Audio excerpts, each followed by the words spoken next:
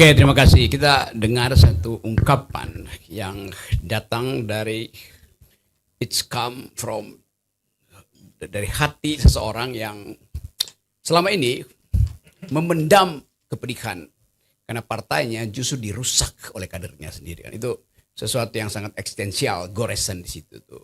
Dan kita ingat Bung Karno lagi bahwa Bung Karno bilang, beri saya 10 pemuda, saya bangkitkan Indonesia. Ternyata negeri ini dibangkrutkan hanya oleh satu pemuda yang adalah anaknya dia.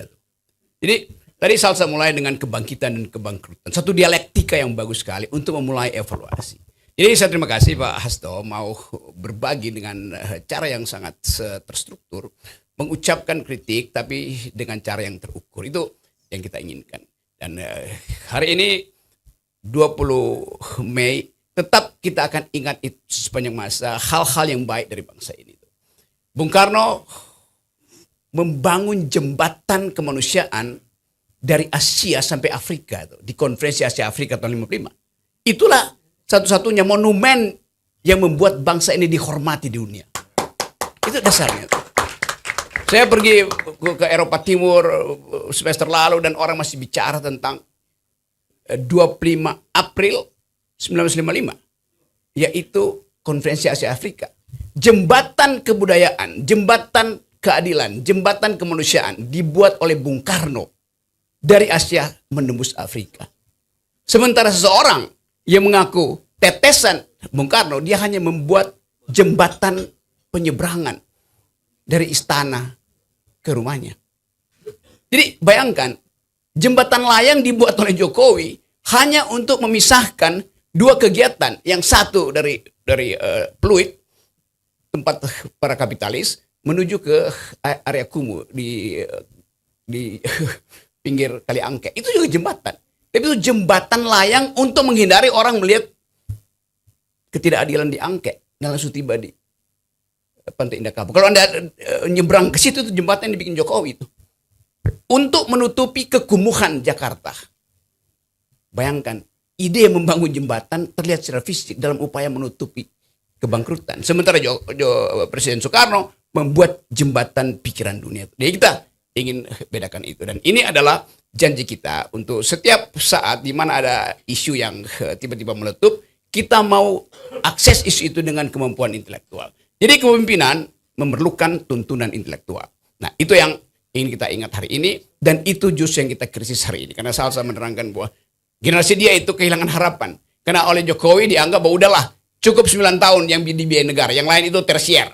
Disitulah keburukan pikiran hendak dikendalikan oleh kekuasaan. Jadi sebetulnya ini tempat kita membangkitkan kembali harapan bahwa politik harus kembali ke tangan the intellectual. Terima kasih.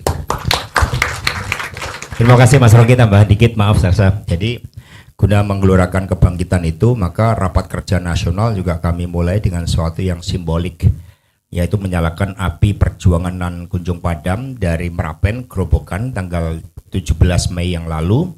Kami bawa 548 km. Itu adalah suatu kerja yang diharapkan dapat menggelorakan kembali seluruh spirit perjuangan kita agar bangsa ini tidak mengalami kemunduran, tetapi mengalami kebangkitan kembali. Caranya bagaimana? Tanya Pak Jumhur. Terima kasih. Oke, kami persilakan Bang Hasto untuk meninggalkan lokasi. Sampai ketemu lagi Bang. Makanya boleh pindah ke sini biar nggak terlalu jauhan. Oke, selamat di perjalanan, sukses melanjutkan Rakernas PDI, masyarakat Indonesia, warga negara Indonesia menantikan apa yang akan PDIP berikan kepada sisa dari 58,3% ya kalau nggak salah ya. Bapak Ibu hadirin sekalian dan teman-teman yang tergabung melalui Zoom, kita juga baru kedatangan kakak saya yang cantik nih hari ini, yang tentu saja akan dengan senang hati saya meminta Kak Chania ini untuk populer belakangan ini lo ngomongin Madilog ya. Jadi coba gue mau menguji-uji juga gimana cara Madilog kita bisa tularkan kepada teman-teman muda, Bapak Ibu yang tergabung di sana mungkin yang belum mengenal Madilog dan Tan Malaka untuk melihat realitas hari ini begitu. Tetapi ini siapa dulu abis ini? Banyak karena tentu saja intinya Bang Jur kita udah nemuin banyak faktor X kebangkrutan gitu. Terutama kalau ngomongin Bang Jumur ya buruh, Omnibus Law dan lain sebagainya yang teriak-teriak tapi itu kupingnya pada ditutup semua seluruh elit dan kekuasaan. Dan ternyata pada akhirnya Omnibus Law adalah pembiaran pertama yang kita biarkan hingga akhirnya hal-hal buruk lainnya muncul gitu, baik itu di MK, di Kemendikbud, di penyiaran dan lain sebagainya. Ini saya rasa ada salah kita semua dan silakan Bang Jumur untuk responnya. Terima kasih. Ini karena temanya tidak melulu soal buruh ya, jadi saya bicara yang agak sedikit luas. Saya ingin menyatakan bahwa Indonesia ini adalah negara yang lahirnya ajaib tapi salah urus hingga hari ini. Kenapa ajaib? Karena seolah-olah Indonesia ini keluar dari pakem berdirinya bangsa-bangsa.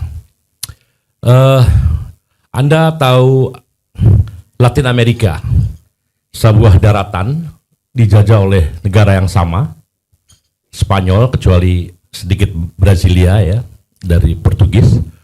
Itu Simon Bolivar itu akhirnya frustrasi karena dia tidak bisa menyatukan negara atau masyarakat daratan itu menjadi sebuah negara. Dia maunya menjadi republik dan sekarang menjadi belasan bahkan puluhan negara itu di Latin Amerika.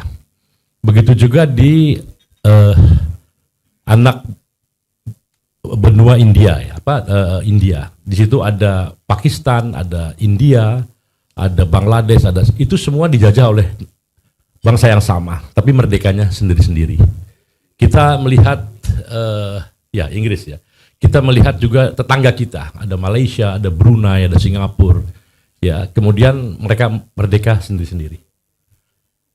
Indonesia tidak satu daratan, dijajah oleh bangsa yang sama atau negara yang sama, Belanda, tapi pas merdeka semuanya ikut negara proklamasi. Ini ajaib.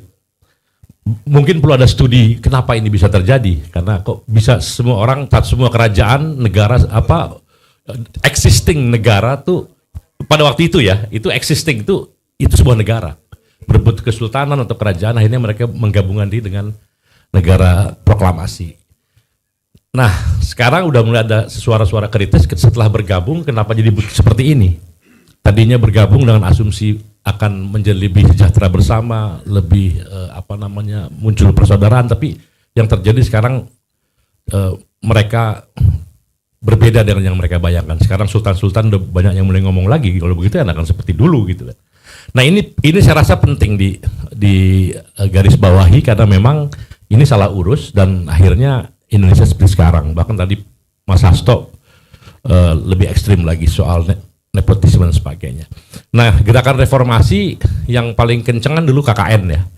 Dan sekarang KKN itu berada di depan mata kita, hidung kita gitu. Tapi kemudian seperti tidak terjadi apa-apa. Kemana aktivis, kemana mahasiswa dan sebagainya. Atau senior-seniornya. Saya jadi ingat Rendra, dan itu pengalaman saya juga, dan teman-teman barangkali Pak Rocky Gerung. Banyak teman-teman kita yang masuk penjara, banyak. Ketika masuk penjara dia Raja Wali. Begitu keluar dari penjara tetap Raja Wali. Jadi dia bilang sangkar besi tidak bisa merubah Raja Wali menjadi burung nuri. Dia bilang begitu.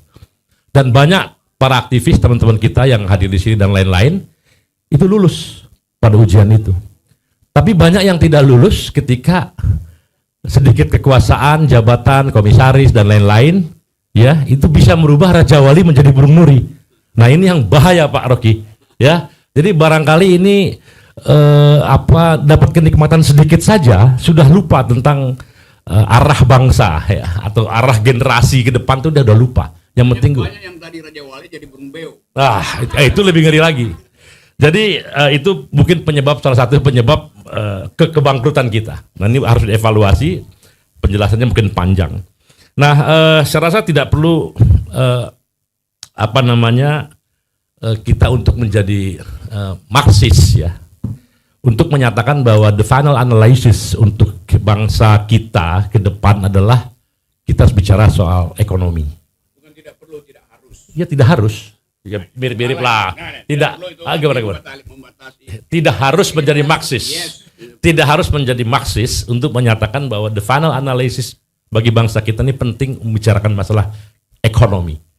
Karena itu saya mau bicara tentang tadi harusnya Hasto ada di sini karena saya udah bicara juga sebelumnya di luar forum ini, di forum yang lain tentang Trisakti Bung Karno.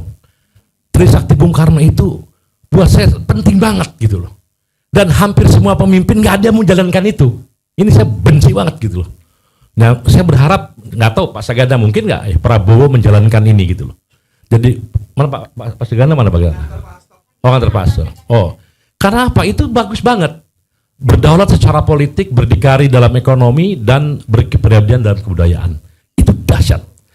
Tapi nggak ada keseriusan untuk menjalankan itu, terutama di butir kedua, berdikari dalam bidang ekonomi.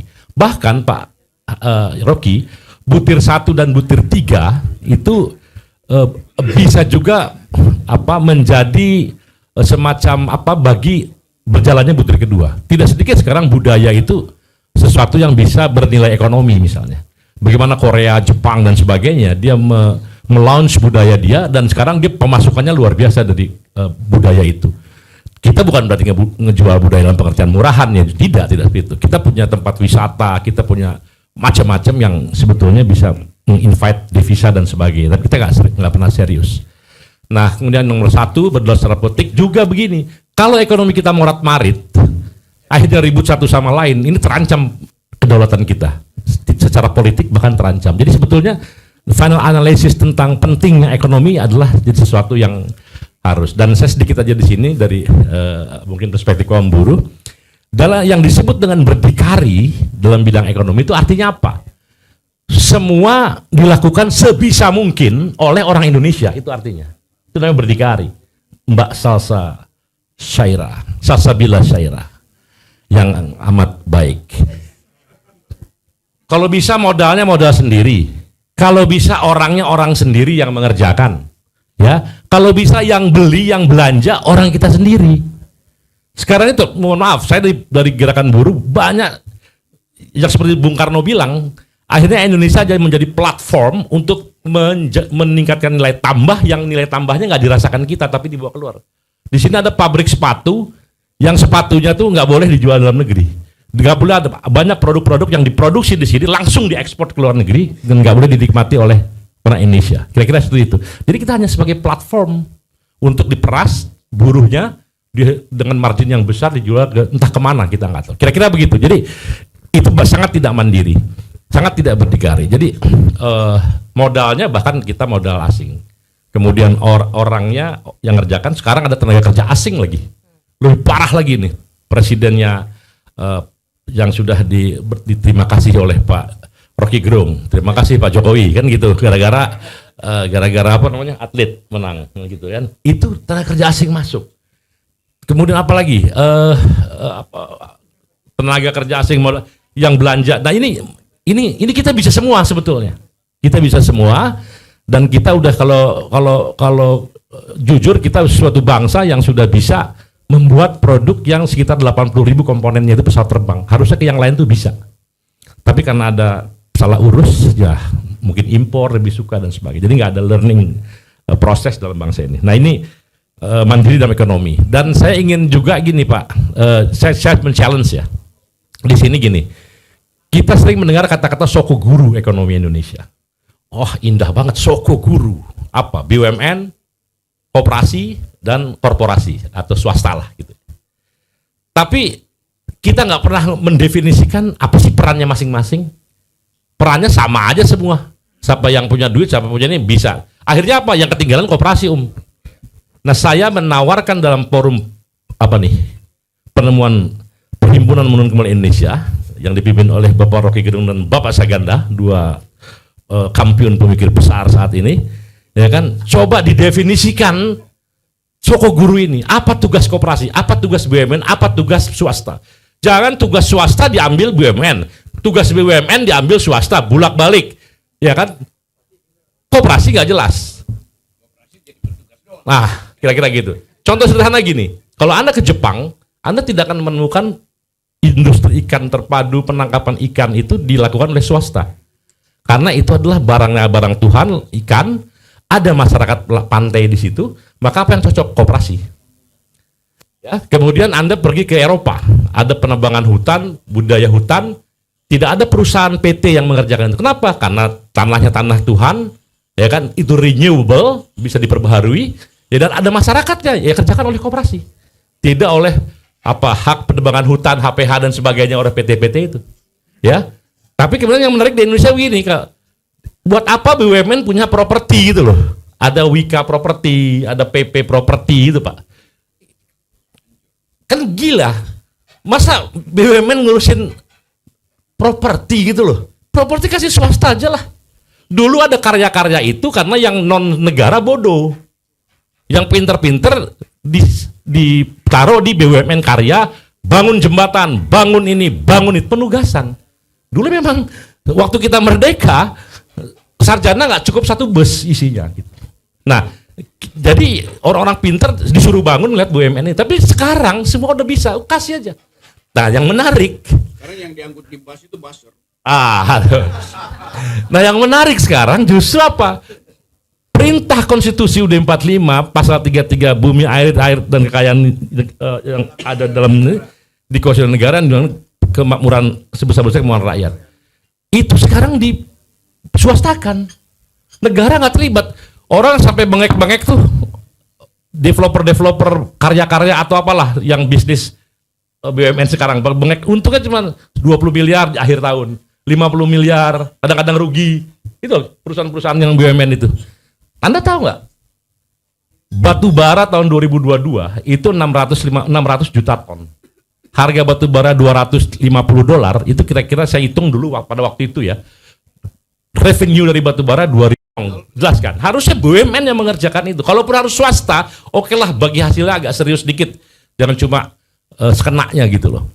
Nah, ini saya rasa nggak adil dan pasti Indonesia akan bangkrut kalau kita tidak punya sistem ekonomi yang memastikan peran-peran daripada soko guru perekonomian itu. Dan kalau itu kita lakukan, insya Allah kebangkitan nasional dimulai dengan kebangkitan ekonomi. Karena saya mau jujur, Pak Rocky, solidaritas global itu sekarang ini kita bisa didengar kalau kita menjadi somebody lah, kira-kira gitu dalam sebuah pergaulan antar bangsa. Dulu somebody, karena kita Bung Karno merdeka begitu gagah, kita didengar orang walaupun kita masih jauh miskin sekali. Tapi sekarang udah 75 tahun masih bahkan lebih ngaco pemikiran-pemikiran besarnya, dan kemudian kita secara ekonomi juga tidak bangkit, banyak yang miskin harus dikasih makan gratis, kita akan susah dalam kancah global. Jadi saya rasa itu penting. Mari kita pastikan kita mandiri, berdikari dalam bidang ekonomi, laksanakan ajaran Trisakti Bung Karno. Terima kasih. Billahi fisabilil haq. Wassalamualaikum warahmatullahi wabarakatuh. Pak Rocky di sini kacanya dulu ya Pak Rocky ya. Nggak apa terakhir ya Pak Rocky selalu jadi penutup di acara manapun. Tadi sedikit review menarik juga tadi. Ini sebetulnya sebuah statement yang kita dengar sehari-hari dalam kehidupan sebagai masyarakat Indonesia, bahwa Indonesia dianugerahkan, ajaib ya Bang Jemur ya. Ini kalau dalam sudut pandang ketuhanan, Indonesia sudah ditakdirkan untuk punya segalanya, tetapi secara nasib dikacaukan oleh penyelenggara negaranya. Nah itu repot jadinya. Jadi takdirnya bagus, nasibnya yang dibangkrutkan. Terus selanjutnya aku juga mau ini ya, supaya bisa pindah ke Kania, tentang bagaimana peradaban memberikan kita sejumlah scene perpindahan dari kerajaan kesultanan ke republik begitu ya, ke demokrasi, ke sosialis gitu. Itu karena ada alternatif ideologi, ada alternatif isme begitu, untuk kemudian dicocokkan dan beradaptasi dengan waktu tersebut, situasi tersebut, penderitaan yang terjadi, dan kesusahan yang memang secara solusi mungkin alternatif-alternatif itulah yang memberikan harapan. Nah tentu tuntunan ini sebagai vision penglihatan gitu ya, kita sebagai sebuah bangsa dan negara, tadi kata Bang Jumur, ini harus ada perbaikan sistem ekonomi. Nah sistem ekonomi kita ideologinya apa? Misalnya yang paling sering diperbincangkan dalam TV oleh para elit adalah ekonomi Pancasila gitu. Ya Pancasilanya disebutin tapi penyelenggaraannya tidak berpancasila secara watak dan teknisnya begitu kan. Jadi sekali lagi kita terus kehilangan vision tetapi tidak berhenti bicara. Kita terus dipaksa untuk bekerja tapi pikiran ditinggalkan di belakang. Maka dari itu kita cuma wajib sekolah 9 tahun. Kalau bisa besok Pak Jumhur mulai sejak saat ini seluruh pabrik misalnya di Karawang itu minimal SMP, minimal penerimaan SMP, S1 udah nggak boleh. Karena statement negara begitu. Jadi universitas itu adalah tersier, pilihan. Jadi Anda tuh ke universitas bisa beli S1 atau tidak sama sekali. Karena negaranya menjamin sampai SMP, 9 tahun itu SMP ya? Oke. SMP, SD, SMP, SMA sorry. 12 ya, sebenarnya kan SMP kan? Dan hanya menjamin 9 tahun. Jadi luar biasa. Nah, ngomong soal bagaimana cara kita memandang kehidupan berbangsa, bergaul dalam solidaritas global. Indonesia juga lagi-lagi mungkin agak ketinggalan, lucu banget. Misalnya kita mau ngomongin solidaritas global. Coba kita lihat cara melihat mengelola negara dari sudut pandang iklim. Keberlanjutan. Kita punya IKN yang dikomentari oleh banyak aktivis Eropa, dikritisi dalam media-media asing dan dibanggakan di sini. Kedua, IKN juga punya persoalan cultures, sengketa dengan adat dan sebagainya. Ngomongin solidaritas regional, persaingan tentang bonus demografi yang gagal, kita udah kalah bahkan sama Vietnam, Filipina, Singapura. Jadi faktor X pembangkrutan ini tidak hanya menurunkan rasa kebanggaan dari menjadi Indonesia, menjadi rasa malu menjadi anak muda Indonesia pasca keputusan MK. Ini luar biasa banget.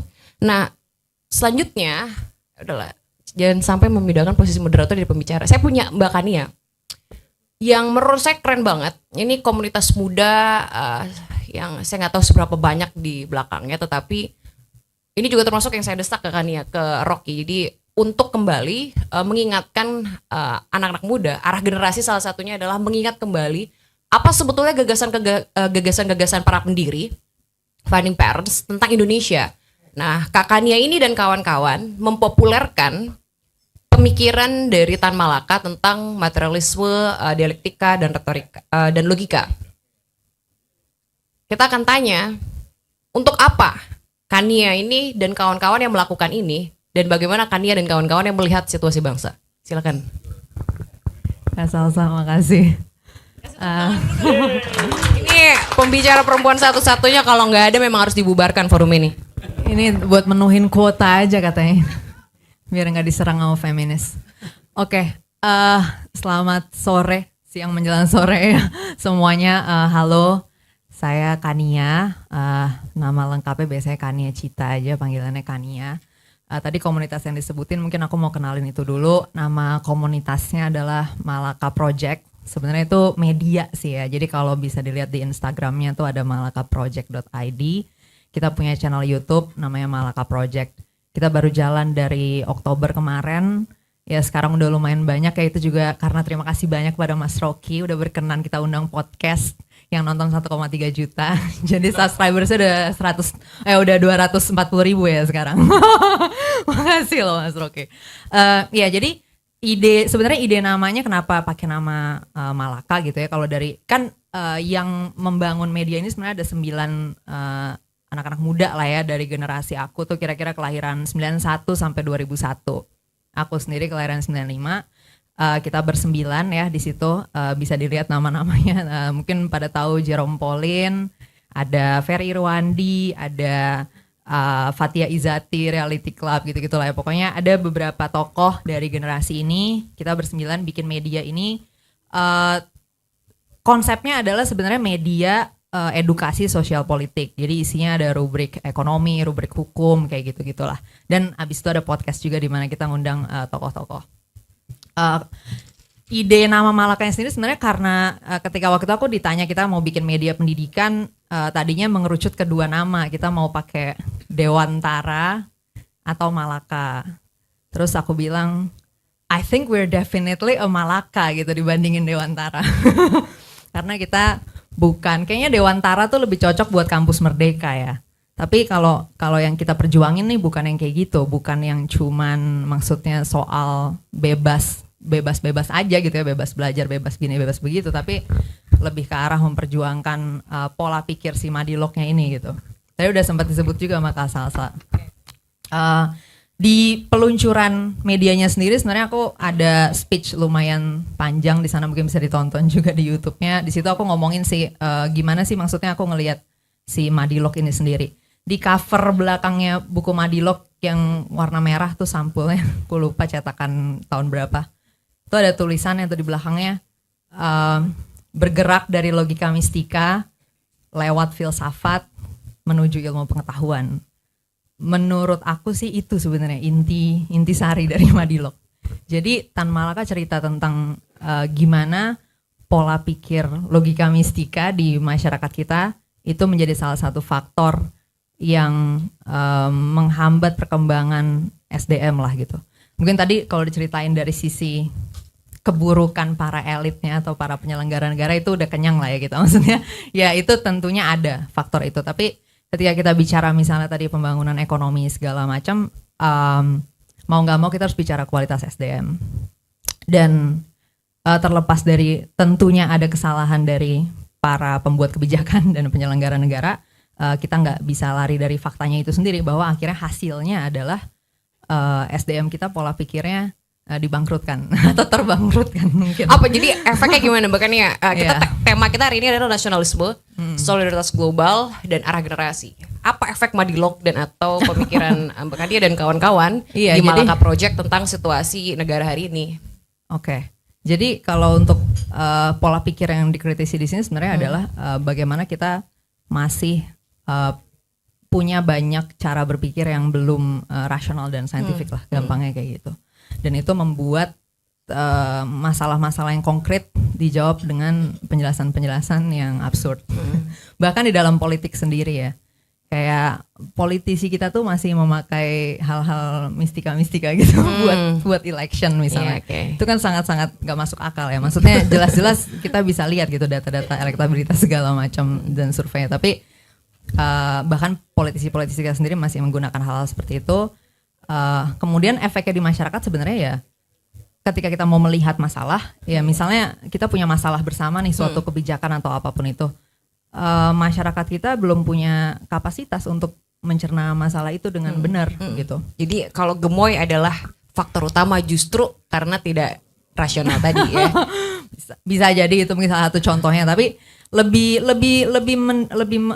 apa ya, lebih generalnya lagi sebenarnya terlepas dari kandidat-kandidatnya ini ketika membicarakan masalahnya itu sendiri gitu. Misalnya kita mau membahas masalah IKN atau masalah kebijakan subsidi BBM atau apapun itu, kita masih sulit untuk menalar sebenarnya apa sih yang harus dipertimbangkan di sini kayak gitu. Jadi seringkali akhirnya diskusinya tuh nggak substantif gitu kan. Dan itu kemudian yang juga terjadi akhirnya di Pilpres kemarin. Ya kalau banyak juga yang bilang kan kayak kandidatnya yang maksudnya yang dianggap salah karena melakukan kampanye yang cheap lah gitu kan, yang tidak mendidik, yang tidak substantif dan segala macam. Tapi pada akhirnya kan demokrasi ini kan konsepnya memang pasar bebas ya, jadi maksudnya para penjual ini mengikuti selera pasarnya gitu kan. Ada potret realitas yang mereka tangkap sebagai sebuah keuntungan untuk kemudian diimplementasikan dalam cara-cara kampanyenya. Iya itu dia, makanya dan itu kan berlaku di semua hal ya, maksudnya bukan cuma produk politik tapi juga produk-produk konsumsi lah gitu. Jadi itu yang membuat ketika masyarakat kita punya permasalahan dari sisi cara berpikir, kemampuan berpikir dan tadi barang konsumsi. Akhirnya ketika kita bicara kandidat legislatif maupun kandidat eksekutif dan kita merasa kenapa kualitasnya buruk segala macam, ya mereka juga mengikuti demand yang ada. Jadi ketika pendidikan dasar kita gagal menghasilkan pasar yang punya kompetensi yang cukup untuk bisa menyeleksi dengan baik, untuk bisa substantif segala macam, ya akhirnya pelaku politiknya juga tidak substantif dan seperti yang dibilang misalnya tidak bermutu kampanyenya dan lain sebagainya gitu. Makanya itu kalau aku memang bergerak lebih dari sisi bagaimana membangun si SDM-nya ini gitu kan. Tapi aku juga mendukung tentunya usaha-usaha perbaikan dari sisi strukturalnya lah. Maksudnya bagaimana supaya ada kebijakan yang lebih baik dan ada pembuat kebijakan yang lebih baik juga duduk di kekuasaan. Kayak gitu. Cuman emang kalau aku personally dan gerakan-gerakan yang aku kerjain itu fokusnya lebih ke bagaimana membantu masyarakatnya sendiri improve kualitas berpikirnya itu. Gitu. Improve kualitas berpikirnya. Terakhir deh aku sebelum mungkin Mbak Kadia mau menyampaikan pertanyaan terakhir dari aku adalah kualitas berpikir Malaka Project. Hari ini melihat apa faktor X tax yang membangkrutkan kita. Soalnya kita mau bangkit nih hari ini. 20 Mei memanggil kita, bangkit yuk katanya. Karena kita bangkrut gitu. Apakah justru Malaka Project jadi antitesis dengan saya? Sebetulnya kita nggak bangkrut-bangkrut amat gitu. Cuman bangkrut moral doang atau gimana. Nah, alat Ya identifikasi bangkrut juga kognitifnya juga. alat ya. deteksi itu sebetulnya yang aku pengen tanya ke Kak Kania dan teman-teman, mewakili teman-teman muda, justru karena kita ngomongin arah generasi, solidaritas dan isme nasionalis, supaya pulang dari sini kita punya agenda bersama dengan kelompok kita masing-masing. Di sini ada teman-teman mahasiswa, organisasi buruh dan teman-teman media yang bisa membantu menyebarkan apa sih sebetulnya yang seharusnya menjadi agenda gerakan ke depan, agenda pemikiran para intelektual, agenda pembahasan di kampus begitu. Iya. Ya, kalau untuk karena tadi aku bilang problemnya di pendidikan dasarnya, ya yang harus dipikirin emang bagian pendidikan dasar ini adalah mencari fokus yang jelas gitu. Karena bagaimanapun juga kita masih miskin ya, maksudnya kalau dibandingin sama GDP-nya Finland atau Singapura gitu kan, tuh kita jauh banget kan kekayaannya. Jadi kita nggak mungkin menyelenggarakan pendidikan dasar untuk semua orang dengan luxurious gitu, maksudnya dengan semua hal kita sediain gitu, itu nggak mungkin. Jadi kita harus memilih apa yang betul-betul esensial. Dan kalau aku sendiri, misalnya aku serap dari Madilog, ya mungkin kita kembalikan ke materialisme, dialektika, logika itu ya. Jadi logika gitu kan, penalaran, mungkin sekarang masuknya ke literasi kali ya kalau di kurikulum Merdeka, literasi numerasi gitu kan, penalaran, kemudian bagian materialismenya. Nah ini nih yang bisa dibilang dilemahkan sebenarnya di eranya Mas Nadiem gitu ya. Bagian materialismenya ini yaitu bagian science gitu, bagian science dan penalaran realita lah gitu. Somehow kita menghapus semua assessment science. Kemudian waktu itu guru sejarah juga banyak yang mengangkat isu bahwa sejarah juga dilemahkan. Intinya bagian-bagian pengetahuan itu dilemahkan lah sekarang ini. Jadi lebih fokusnya cuma ke penalaran aja. Nah padahal menurut aku nggak cukup ya gitu. Jadi yang esensial itu harusnya memang penalaran betul, kemampuan membaca supaya di sosial media nggak salah paham ya kan.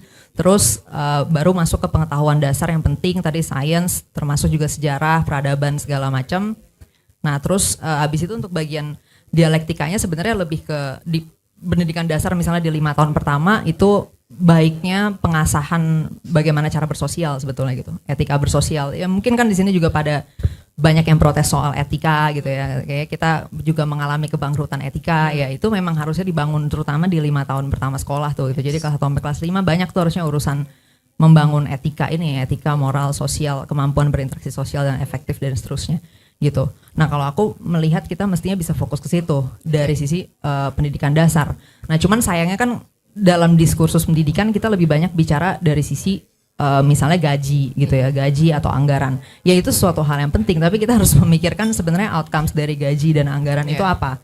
Nah selama ini sebenarnya kita belum mendapatkan outcomes yang seharusnya gitu. Jadi menurut aku kita sebagai customer itu harusnya jangan jangan happy aja naikin anggaran pendidikan terus gitu. Karena kita sebenarnya belum dapat servis yang seharusnya gitu loh. Jadi harusnya kita perjuangin dulu nih standar servisnya bakal kayak gimana. Baru kita bicara gue berani ngasih duit berapa gitu dari duit pajak. Yang selama ini terjadi tuh kita cuman naikin anggarannya doang nih gitu. Anggaran pendidikan dasar, pendidikan tinggi, riset, kita mau naikin tapi kita nggak bicara soal yang di deliver tuh apa sebenarnya. Karena kenyataannya kalau dari tes literasi dasar aja kita nggak membaik dengan seharusnya gitu dari tahun ke tahun. Nah artinya anggaran itu juga tidak terjustifikasi gitu. Kita ngeluarin duit segini nih buat apa kayak gitu kan. Nah itu sih diskusi yang harus dibicarakan lebih banyak, karena aku ngerasa diskusinya selama ini hanya berputar dari sisi bagaimana kita bisa punya duit lebih banyak untuk gaji dosen yang tinggi atau gaji guru yang tinggi, atau memurahkan harga pendidikannya gitu kan, misalnya biaya UKT-nya kita turunkan segala macam. Tapi kita nggak bicara soal ketika anak-anak kuliah mereka dapat apa di kampus gitu. Sedangkan kalau kita lihat hasil dari pendidikan tinggi kita juga banyak yang nggak mencapai standar yang seharusnya dari hasil pendidikan tinggi gitu loh. Nah berarti kan bagian prosesnya ini harus dicek ya gitu, gimana nih supaya hasilnya tuh bisa sesuai dengan yang dibutuhkan dari yang namanya pendidikan dasar ataupun pendidikan tinggi. Bukan cuman kita naikin doang anggarannya, nyubsidiin terus gitu kan, lebih banyak orang masuk ke sekolah atau kampus tapi sebenarnya mereka nggak mendapatkan kualifikasi yang seharusnya mereka dapat dari situ. Gitu sih. Boleh kasih tepuk tangan dulu untuk Thank you. Kania. Ini hanya satu buku yang coba Kania dan kawan-kawan populerkan, tapi cara pandang Kania melihat detail perkara di negeri ini gitu ya, baik di pendidikan, apalagi tadi soal SDM gitu ya, cukup tajam gitu, karena ada vision yang dia yang ngedrive Kania dan kawan-kawannya untuk menilai dan mendeteksi kejahatan dan apa yang sedang terjadi sebagai sebuah realitas begitu.